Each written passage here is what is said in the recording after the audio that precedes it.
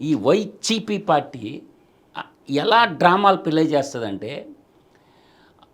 తండ్రి అధికారాన్ని అడ్డం పెట్టుకొని వేల కోట్లు ప్రజాధనాన్ని ఉభయ తెలుగు రాష్ట్రాలు అంటే సీమాంధ్ర నేల కానీ తెలంగాణ బిడ్డల ఆస్తి కొల్లగొట్టేసి గొల్ల చేసేసి తండ్రి అధికారాన్ని అడ్డం పెట్టుకొని 11 సిబిఐ కేసులు 9 ఈడీ కేసులు తన అవినీతి మీద నమోదు చేస్తే డాక్టర్ మన్మోహన్ సింగ్ గారి నాయకత్వంలో నాటి సిబిఐ అతన్ని జైలుకి పంపిస్తే దాన్ని కూడా వాళ్ళు ఏం చేశారంటే రాజకీయంగా తిప్పారు. చూసావా, అవినీతి చేయలేదని చెప్పలేదు, మా మీద రాజకీయ కక్ష తీసుకున్నారు, తండ్రి లేని బిడ్డ ఇలాంటి వేద ఉపనిషత్తుల్లోగా ఏదో పుణ్యాత్ముడైనట్టు అధికారాన్ని అడ్డం పెట్టుకొని జాతి సంపదను కొల్లగొట్టి రాజకీయ పార్టీని పెట్టుకొని 16 నెలలు జైలు నుంచి బయటకు వచ్చేసి మా మీద కక్షది దేనికి అసలు వ్యక్తిగత కక్ష ఎందుకు ఉంటుంది సార్ ఎవరికైనాను?